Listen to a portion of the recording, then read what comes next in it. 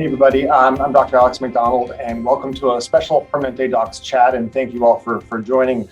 As a nation, we're yet again struggling to comprehend and wrap our heads around yet another senseless act of gun violence, most recently this week at an elementary school in Texas, where 19 elementary school children were killed, 2 teachers, and 17 others were wounded.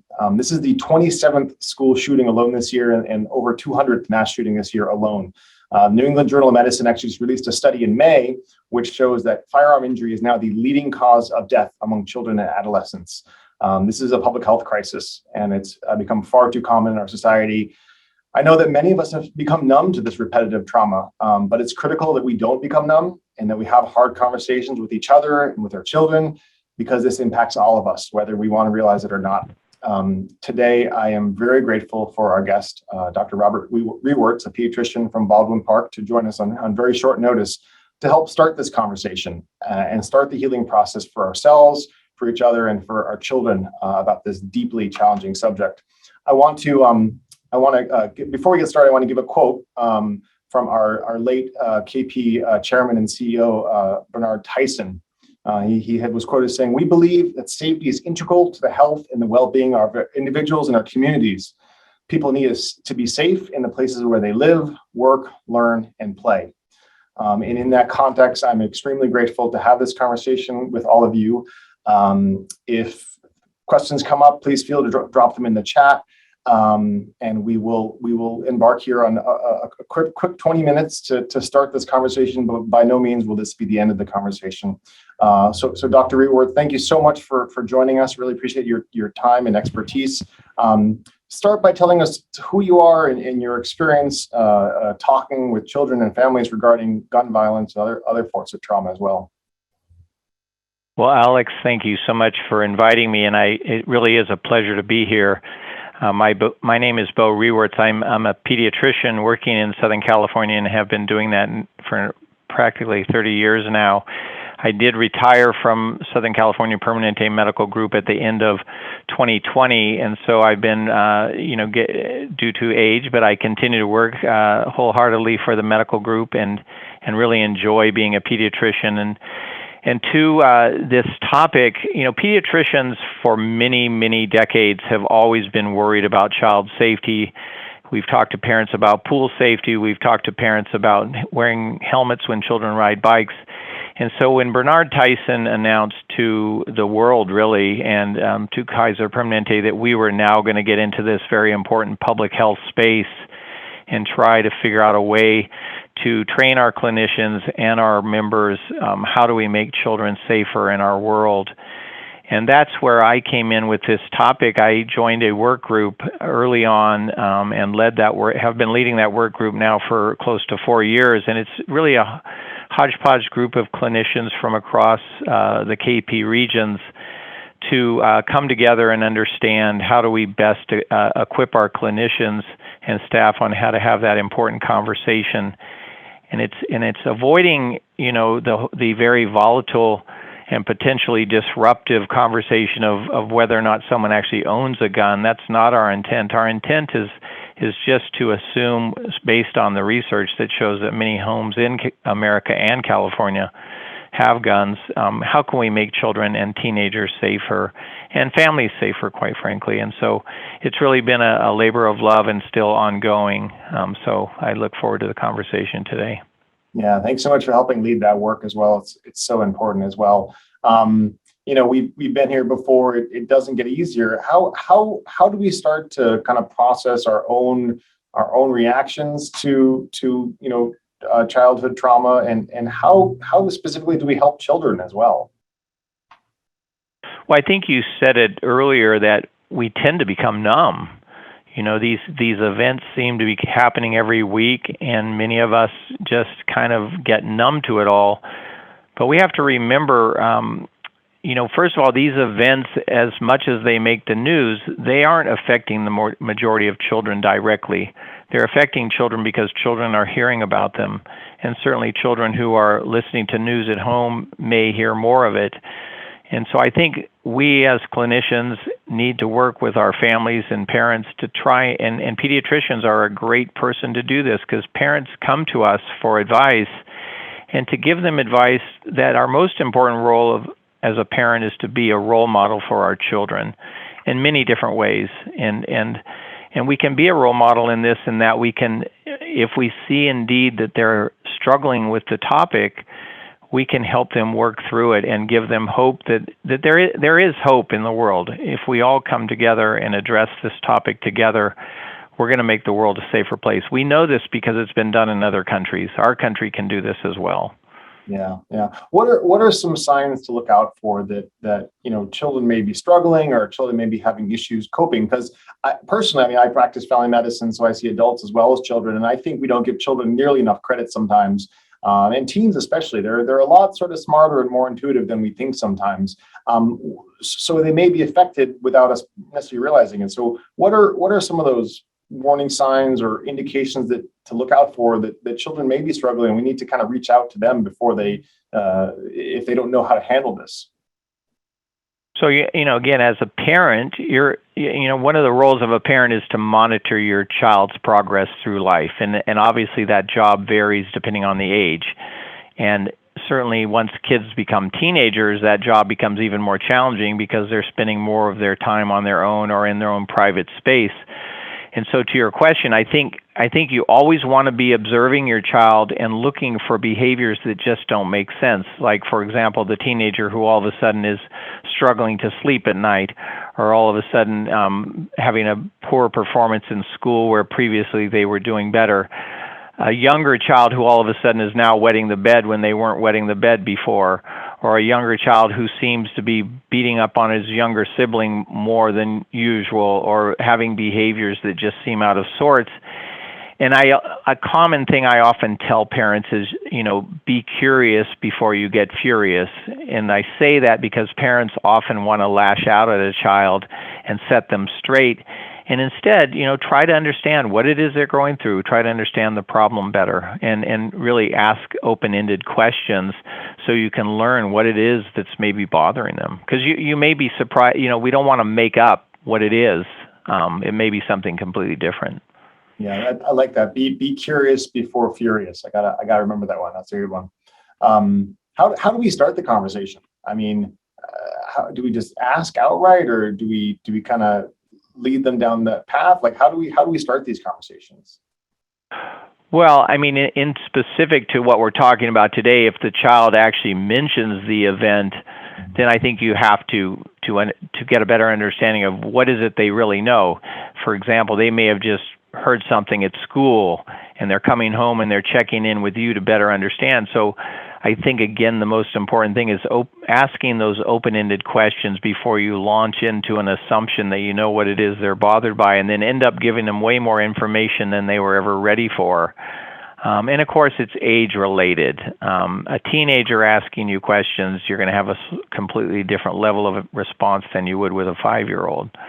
But I think the most important thing is for parents not to, what many parents do, and similar to physicians, we often avoid topics because we're afraid that we're not going to be able to have that conversation with the patient. And parents are sometimes hesitant to open up something with a child because they're worried that they won't be able to help. So that's where the open-ended question, gives you a little bit more time to prepare and understand what it is you're trying to deal with.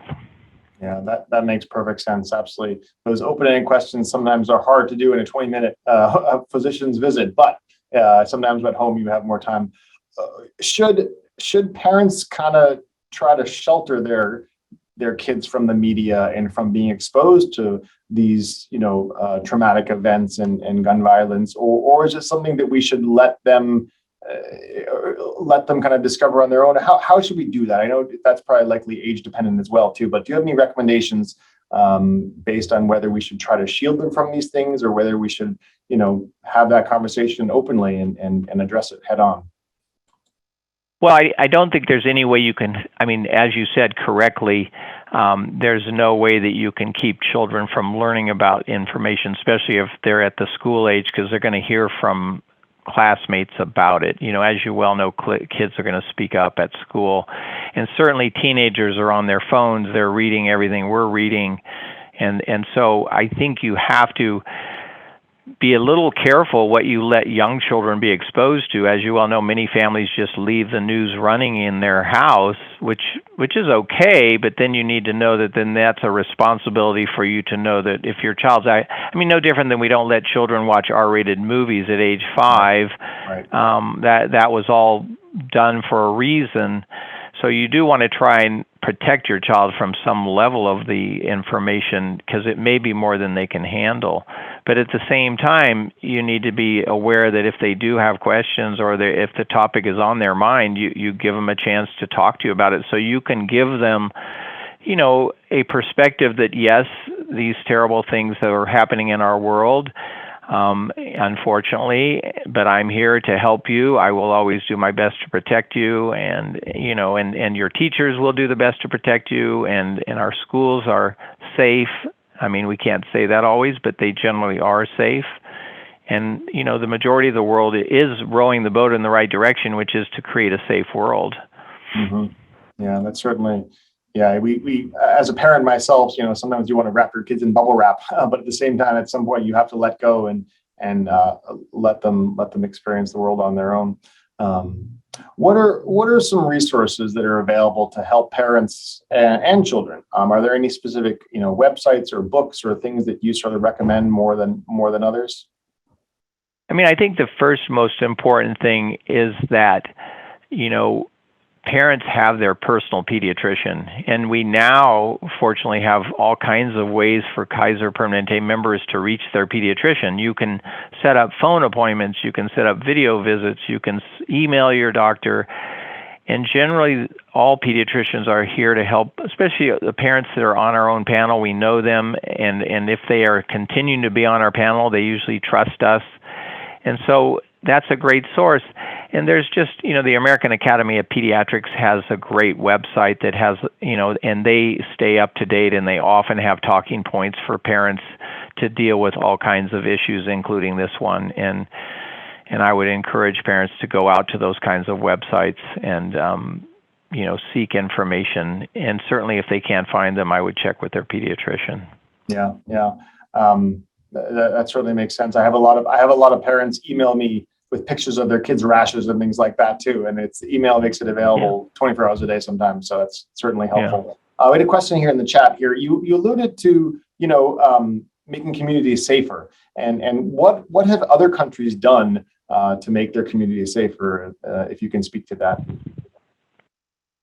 Well, I think, you know, the unfortunate reality in America is there are so many firearms out there, and we're never going to change that. And so, for example, the average teenager in America, 60% of teenagers, I think is the number, have immediate access to a firearm in their home.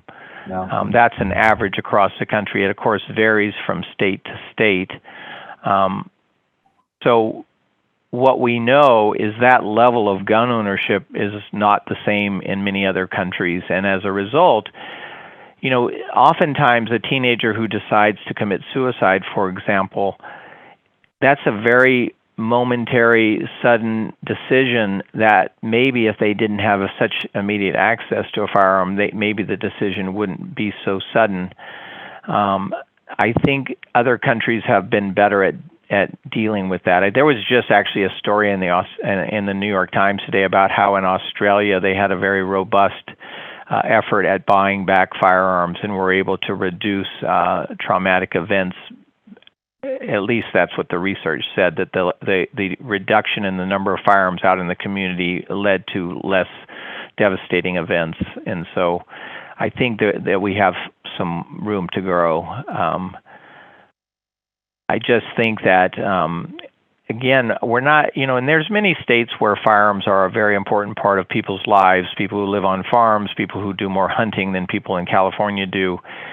And I understand that, but you can keep those guns much safer than we know they're being kept safe. I mean, still many firearms in America aren't kept safer, and I think there are rules to make that better. You know, making more, you know, for example, if you buy a firearm, you're required to buy a firearm lock at the same time. You know, I know there are other countries that do such things.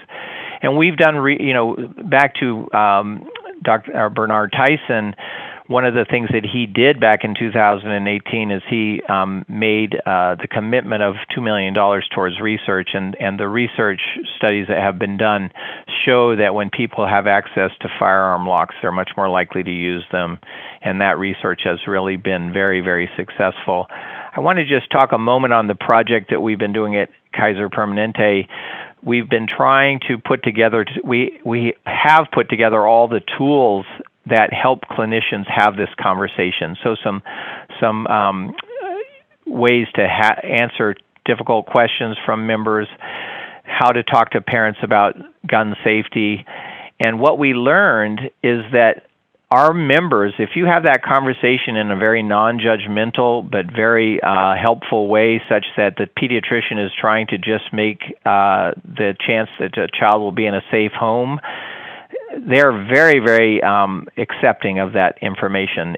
Whether they're gun owners or not, and we interviewed parents who both gun and non-gun owning homes, and they were very appreciative of the fact that Kaiser Permanente is looking at this as a public safety issue. It's just trying our best to make lives better. And the other learning that we had is that pediatricians thought ahead of the project that this was going to be hard to learn and a difficult part of their day. And then actually, it only takes them about, on average, 60 seconds to have the conversation, as long as they're equipped with all the tools that we've provided them. And so I'm hoping that we'll spread that. So yeah, maybe we can. That was a long answer, but yeah. No, you actually answered my next question as you were going, so that was perfect. Maybe we can include a link to that in some of the information we share with this webinar as well too. So thanks for that.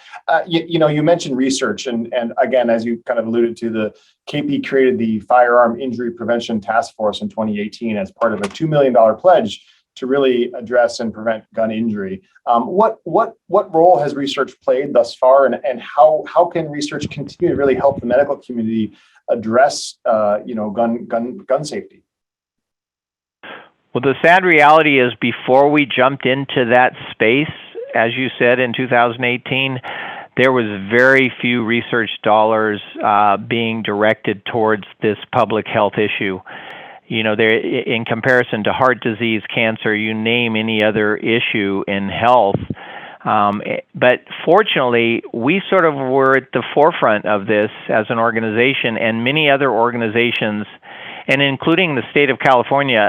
About 2 years after we funded our research, the state of California actually funded the UC Davis Center for Preventing Firearm Injuries with a $3 million grant, which was basically the same idea. How can we learn to train clinicians across the country to address this very important issue? And Northwell Health is in the East Coast. The Mayo Clinic has been jumping into this space. A lot of large organizations that provide healthcare similar to KP were like us, where we were sort of avoiding this topic previously, and now we're trying to do it in a way that's very mindful of the fact that we don't want to, this is not about talking to people about their rights to own firearms. It's just let's all work together to make unintended injuries less common. And I think we're on the same boat as many other organizations. So we're doing well. Absolutely, yeah, and that makes me extremely proud to be part of KP, to kind of really be at the forefront of this research as well, and to be able to, being a primary care doctor myself, having that longitudinal relationship with patients and families, you can really address this topic really from a point of caring and a point of wanting to preserve health. Just like I recommend vaccines to prevent them from getting sick, and I recommend seatbelts and bike helmets, just like you said, to prevent accidental injuries. And I think this is one piece of the puzzle that's been stigmatized to some degree, but a really very important piece to have that, again, as you said, non-judgmental, open conversation. And so thank you so much for helping lead this work as well. So real quick here, we just have a moment or two left. Tell us maybe just a couple of concrete specific safety steps you recommend for patients and folks who choose to have guns in their home. What are some concrete steps they can take just to make it safer? I mean, you mentioned gun locks as one of them. Are there any other specific steps you recommend? Well, I think the parents just need to be aware, specific to the pediatric population, the presence of a firearm in the home is a risk to their child. And many parents are aware of that, but they haven't taken the appropriate steps. So similar to a swimming pool safety is, maybe you should put a fence around your pool until your child learns to swim, or maybe you should teach your child to swim, or maybe you should put a helmet on your child before he rides a bike. Similar to that, if you indeed have firearms in your home, to make sure that they're safely stored. Now, the reality is many people buy firearms for safety. And that has increased during the pandemic. Many Californians went out and bought firearms, and they bought them primarily for their own safety and protection, and which is fine, but they often keep it out in the bedside. And there are locks that can still give them ready access to their firearm, which is their fear. They don't want to keep the ammunition stored separately, which is often a recommendation. Store the ammunition separately. They don't want to do that. Well, find a way, and we have the tools that will help them know how to do that. We've put together the materials. We have those, and they're handouts that clinicians can use. I think the other thing is to realize that, sure, you may not have firearms in your home, but, who are they visiting? Be able to have that conversation and say, if your 5-year-old has been invited over for a play date, to feel comfortable saying to the parents, I just want to know, do you all have firearms in your home? And if so, are they safely stored? Because that was another learning we had from our parents that were part of our pilot project, is they said, I never realized how, even though we have no guns in our home, our children may be at risk going elsewhere. And it could be to a family member. There are family members that they may go visit that may have firearms. So it's just that topic. So, yeah, and I think it can be done in a mindful way. Yeah, that's a great point, actually. It's funny. My brother actually is in law enforcement, and he came to visit me and my kids at our house, and he had his firearm with him, because it's part of his duty, and he kept it locked, and he let me know ahead of time, and we sort of talked about it ahead of time, and it was nice to have that open conversation. Again, this is my brother, this is my family member, so it's someone it's a little bit easier to talk to than maybe your friend's neighbor or whatnot. But again, normalizing that question I think is so important. All right, we're almost out of time here. We could go on and on. Thank you so much here. Last really quick question: what makes you most proud to be a Permanente physician? I guess in this case, a emeritus Permanente physician, but important nonetheless. Well, first of all, I'm an avid fan of Kaiser Permanente. I loved working here. Why? Because, well, for things like this, we're always looking for ways to make lives better. We don't settle for the norm. We do it in a very research-based and very careful way because we know our clinicians are very busy.